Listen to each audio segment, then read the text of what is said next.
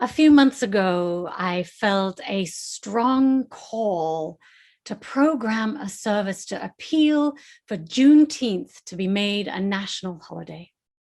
We needed a day to commemorate the end of this atrocious 250-year legacy and celebrate freedom for all. In fact, it's been 400 years since African people were first brought to this country to be enslaved. Our National Independence Day holiday on July 4th was never truly Independence Day for everyone. Sure, white people got independence from the British, but Black Americans, Native Americans, and others were still enslaved or oppressed. There was race-based chattel slavery, not liberty and justice for all, as our Constitution claims. So I researched it, I signed petitions, and I planned a service to galvanize us to help make this law. Ayanna and I collaborated, and Siobhan created graphics for it to spread the word. And then this week, as most of you know, Congress miraculously voted to make Juneteenth a federal holiday. And on Thursday, President Biden signed the bill into law. So we quickly pivoted and changed the title and description in our graphics, saying it should be a national holiday because now it is. And I see some celebration for that. Clearly, we weren't the only ones who felt this strong tide of change needed in our nation. So let's take a moment together now to celebrate. Honoring Juneteenth allows for a more complete acknowledgement of our nation's history. 2.5 years after signing the Emancipation Proclamation on January 1st, 1863, and months after the ending of the Civil War, June 19th, 1865 marks the day our country's painful legacy of slavery was effectively ended. It's the day when Union soldiers made it to Galveston, Texas, and General Granger enforced the Emancipation Proclamation and freed the remaining 250,000 enslaved people.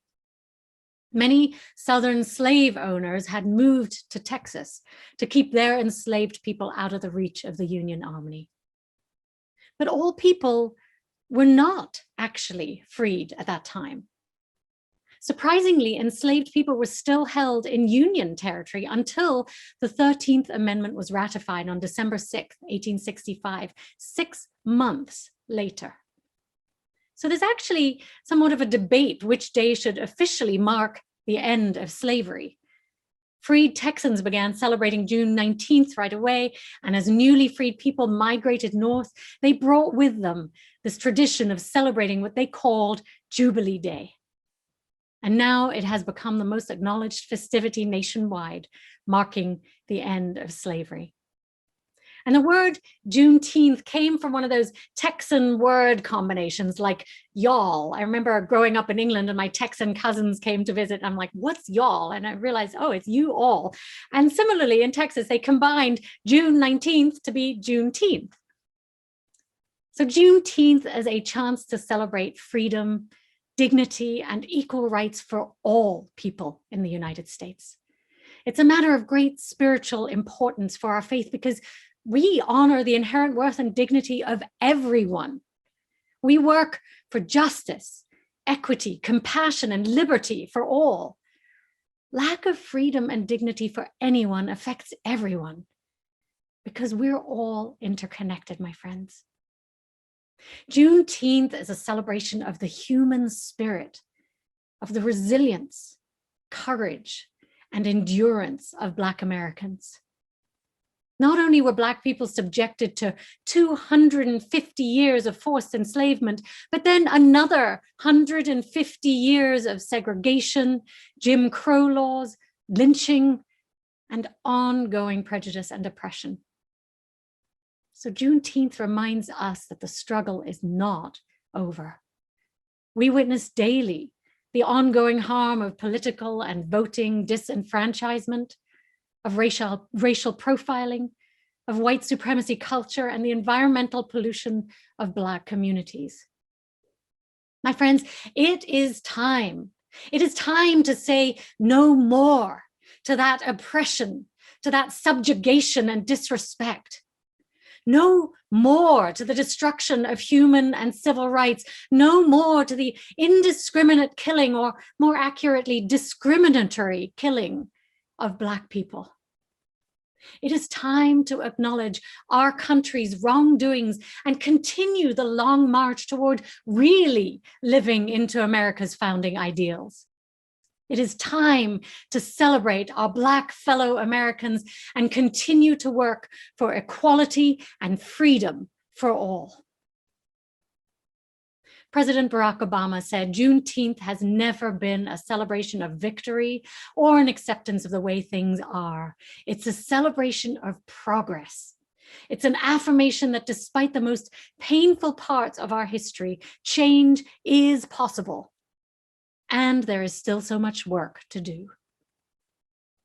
There is indeed so much more work to do, as many of you know.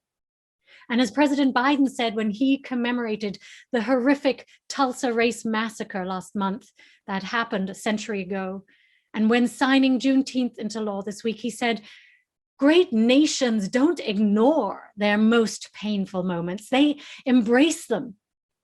Great nations don't walk away. We've come to terms with the mistakes we made, and in remembering those moments, we begin to heal and grow stronger. We can't rest until the promise of equality is fulfilled for every one of us in every corner of this nation. And that, to me, is the meaning of Juneteenth. Biden calls on us to make it a national day of reflection and action. And this is actually the first federal holiday established since Martin Luther King Jr. Day in 1983. That was 38 years ago. So, my friends, I call on us as Unitarian Universalists, people of faith, who side with love, to deepen and expand our work for racial justice. I call on us to start looking into and advocating for reparations for the violation and denial of human rights for hundreds of years in this country. Urge your senators to pass critical voting rights legislation. We still have a lot of work to do to remove the scourge of racism from our country's institutions and systems. The Reverend Tracy Blackmon, a pastor just outside of Ferguson, Missouri, from the United Church of Christ, explains it this way. She says, I am mindful of lawmakers who unanimously vote to celebrate Juneteenth, but refuse to enact the John Lewis Voting Rights Bill or the For the People Act to protect the voting rights of the descendants of those freed on the day the nation now cheers. I am mindful that while announcements flood the headlines of this new federal holiday, governors are using state power to ban accurate teaching of American history in this country and thwart the intellectual engagement of critical race theory in institutions of higher learning. I am mindful that we celebrate Juneteenth as a holiday in a country that since 1900 has repeatedly failed to pass anti-lynching legislation. My friends, can you believe that? Our government still can't pass anti-lynching legislation? It boggles the mind and heart.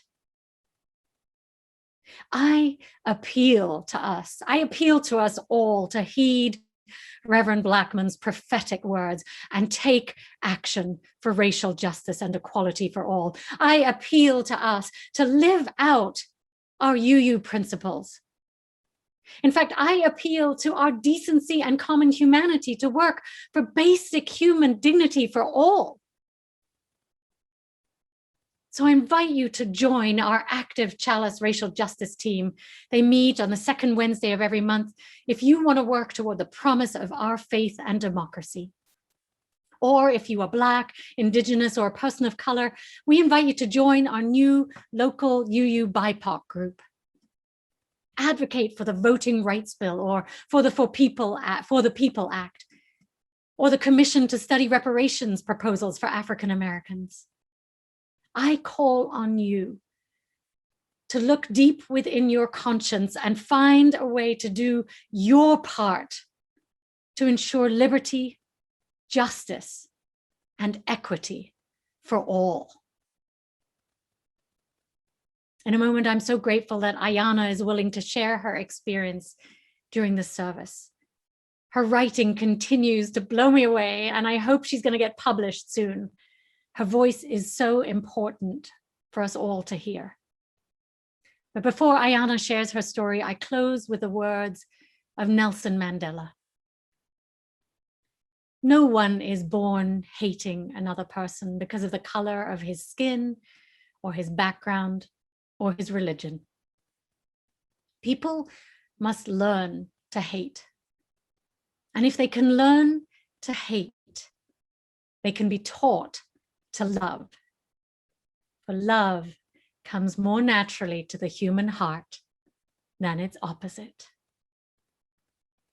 May we expand and open our hearts to love. May it be so. Thank you, Reverend Nica, for that wonderful introduction and that wonderful homily. As a child growing up in Denver in the latter part of the 20th century, I had heard of Juneteenth, but only in passing.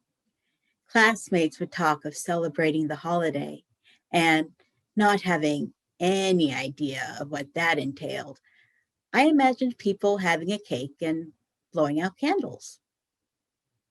When I was a little older, I realized that it was exclusively my Black classmates that talked about the holiday. Denver is a multicultural city, and the neighborhood I grew up in, Park Hill, was one of the most successfully integrated neighborhoods in the United States at the time. At some point, I asked my mother what Juneteenth was, but she had never heard of it. I eventually got the gumption to ask a close friend of mine what Juneteenth was.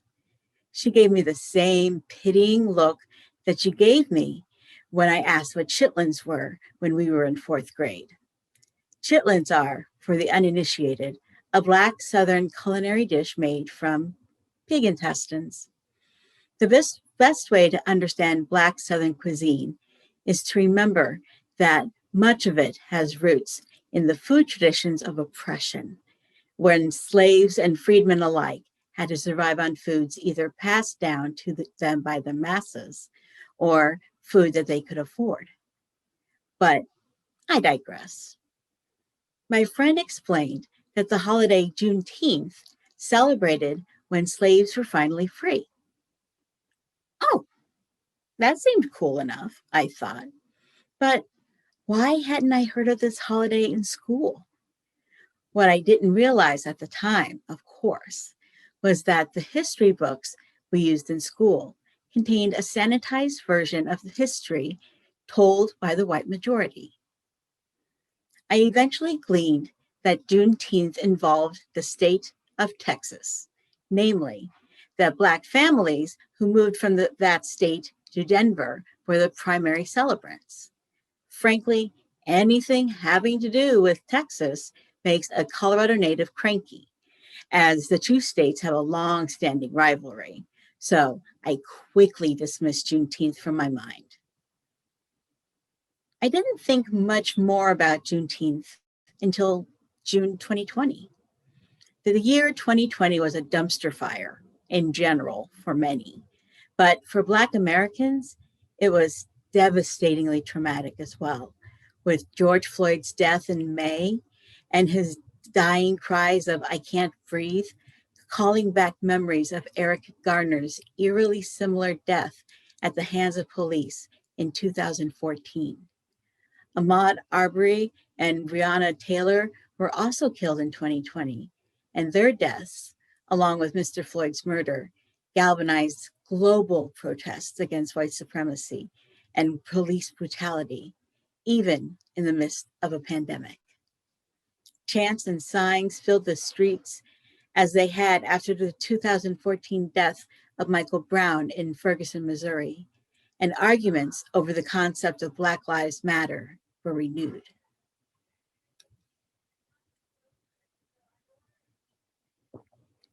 Allies and accomplices of all races and ethnicities joined in the protests. They went on for weeks, for months. I had friends who participated in them. I, however, was afraid to march. I had taken to the safety of my apartment early on in the pandemic, as I had health conditions that made COVID-19 particularly dangerous to me. I felt guilty and useless sitting at home and wished desperately that I could somehow make my voice heard. I read live updates on Twitter, looked at images online, and felt my stomach clench and tears prick my eyelids.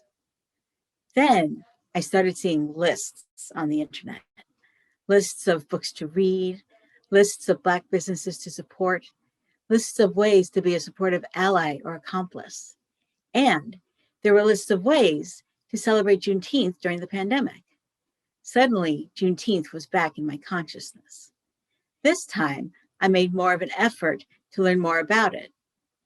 And I discovered the Texas connection. It all of a sudden made sense why my mom, who grew up in Baltimore and moved to Denver in 1970, didn't know what Juneteenth was. It wasn't an East Coast holiday. Juneteenth had its roots in Galveston and was brought to Denver by Blacks who moved there from Texas in the early to mid 1900s. In doing research for this reflection, I learned that Denver has had its own regional Juneteenth celebration held in the Five Points neighborhood since 1953. Five Points was historically the center of Black culture in Denver and is today a vibrant, multicultural neighborhood known today for its Juneteenth music festival. But in June 2020, I only knew that it was now important that I connect with my Black roots, but I didn't know how. I knew very, very, very few Black people in California. I realized that I would have to rely on my own resources and those of the internet. Fortunately, I had earlier learned of a one-day online conference for library and information science, or LIS, professionals who are Black, Indigenous, or people of color, otherwise known as BIPOC. The BIPOC in LIS Mental Health Summit was to be held on Juneteenth itself, and I decided to attend it. I was lucky in that my employer had decided to give Juneteenth off as a holiday, so I did not have to take time off. The Mental Health Summit was a balm to my soul. The presenters discussed how people of color could engage in self-preservation and self-care, especially during a time when so many in library and information science, a profession in which 88% of librarians are white, were calling upon us to educate them about racism instead of doing the hard work themselves. Having an opportunity to bond with other people of color was invaluable. As much as I treasured my friends and allies, there was value in spending time, however brief, talking with others who understood the pressures of being a minority in a profession that often likes to see itself as neutral and above the problems of racism, despite evidence to the contrary. There was still the question of how to spend the weekend of Juneteenth. Weekends during quarantine were especially lonely for me, as I was not allowed to have my son Griffin spend the night with me, and our time together was reduced to weekly lunches on Sunday. I felt the urge to somehow mark the importance of the day. I then learned that the channel HBO Max was free that weekend. This was important because one of their shows was the revolutionary series Watchmen, based on the epic comic book novel. The television series begins with the Tulsa Race Massacre of 1921, when white mobs attacked Black residents and destroyed the Greenwood district, which at the time was known as Black Wall Street. The main thrust of the story centers around the ramifications of that real-life horrific act, as well as the fictional annihilation of most of the modern-day Tulsa police force by a white supremacist gang. While the violence may be too much for some, I was riveted by Watchmen's use of history, foreshadowing, and superhero tropes, and I binged the entire series during Juneteenth weekend. Not only did I learn about the Tulsa Race Massacre, which I had never heard about before watching the series, despite Oklahoma's proximity to Colorado, I also gained a renewed appreciation for those who fought for justice, even while suffering generational and historical trauma. Watchmen changed me. My celebration of Juneteenth in 2020 was certainly untraditional, yet it held a lot of meaning for me. I reconnected with a part of myself that I had mentally and spiritually ignored after years of having classmates tell me that I acted white and that I listened to white music. I started listening to more music by Black musicians, devouring the Black Lives Matter playlist on the streaming platform Spotify. I started trying to support Black businesses when I could. And now, in 2021, Juneteenth has been made into a federal holiday. I'm thrilled that this has finally happened, yet I cannot ignore the fact that right now, state legislatures are attempting or successfully passing laws that make it illegal to teach historical racism in schools. Legislation has been proposed in 22 states and successfully passed in 5, including Texas. This makes me wonder, how will schools in these 5 states explain Juneteenth to their students? How will they teach slavery? Will they teach the lie that slaves were happy to be chattel? Will they ignore the Tulsa race massacre now that President Biden has rightfully recognized it?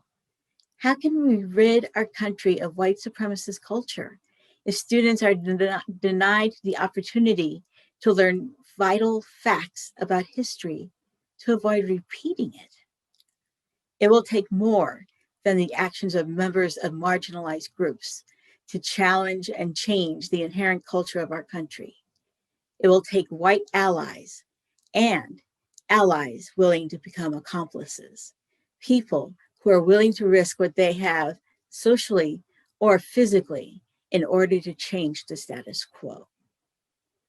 Juneteenth doesn't have to be a Black holiday. Consider using the time to reflect on the contradictions of a country that nationally recognizes the holiday, but locally restricts learning about why it is needed. Consider becoming an ally. Consider becoming an accomplice. Just consider.